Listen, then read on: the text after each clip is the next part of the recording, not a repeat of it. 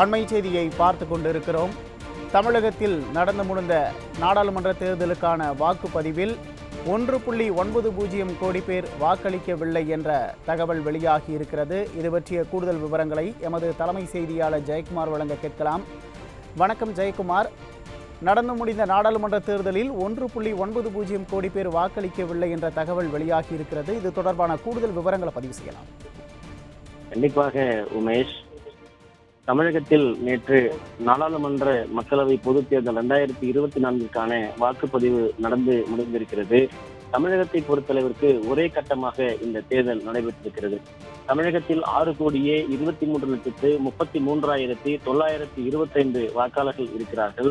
வாக்களிக்கக்கூடிய தகுதியான வாக்காளர்கள் என இந்திய தேர்தல் ஆணையம் தமிழக தலைமை தேர்தல் அதிகாரியும் வெளியிட்டிருக்கிறார்கள். அதே போன்று மாவட்ட வாரியாக தேர்தல் நடத்தக்கூடிய அதிகாரிகள் மறுவரை செய்யப்பட்ட அந்த வாக்காளர் பட்டியலுடைய இறுதிப் பட்டியல் வெளியிடுகிற போது இந்த விவரத்தையும் வெளியிட்டிருந்தார். ஆனால் இதில் நேற்றைய தினம் வாக்குப்பதிவு செய்திருக்கக்கூடிய அந்த விவரங்கள் என்று பார்க்கிற போது 4,32,97,147 பேர் வாக்களித்திருக்கிறார்கள். அதாவது 69.46% நேற்றைக்கு தேர்தல் ஆணையத்தினுடைய அந்த கணக்கு ஒன்று நள்ளிரவு வெளியிடப்பட்டிருக்கிறது. அதில் 69.46% வாக்காளர்களே வாக்களித்திருக்கிறார்கள் என்று தெரிவிக்கப்பட்டிருக்கிறது.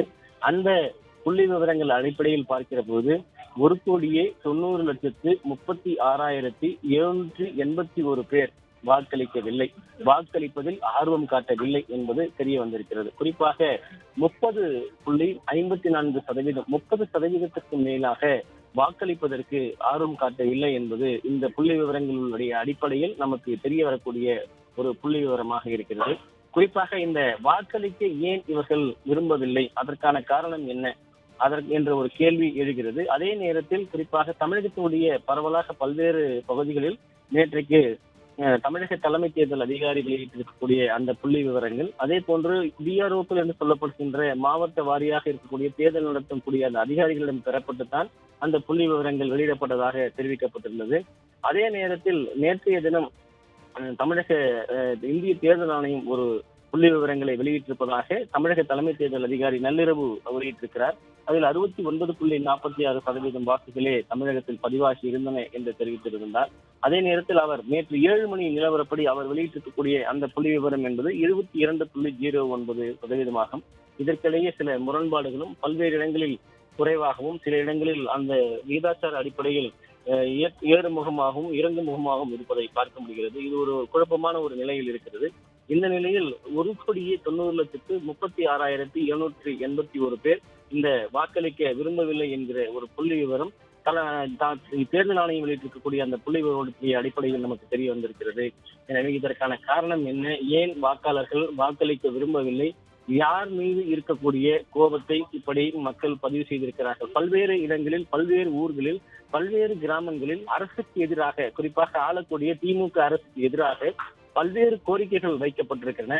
அவற்றை நிறைவேற்றப்படாத மக்கள், குறிப்பாக மீனவ மக்கள், விவசாயம் சார்ந்த விவசாய தொழில்களை செய்யக்கூடிய விவசாய மக்கள், அதே போன்று பல்வேறு இடங்களில் நிலம் கையகப்படுத்தக்கூடிய திமுக அரசினுடைய கொள்கைகளை எதிர்த்து போராடக்கூடிய மக்கள், விமான நிலைய விரிவாக்கத்துக்கு எதிராக போராடக்கூடிய மக்கள் என பல்வேறு இடங்களில் இந்த வாக்களிப்பதற்கு நாங்கள் முன்வர மாட்டோம், வாக்களிப்பை புறக்கணிக்கிறோம் என்கிற ஒரு பதாதைகளையும் பேனர்களையும் வைத்து தேர்தலை புறக்கணித்திருக்கிறார்கள். அதனுடைய அடிப்படையில் பார்க்கிற போது 1,90,36,781 பேர் இந்த வாக்களிக்க விரும்பாதவர்கள் என்கிற ஒரு புள்ளி விவரம் தெரிய வருகிறது.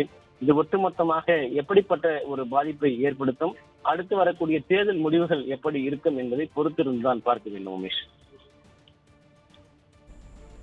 விவரங்களுக்கு நன்றி ஜெயக்குமார்.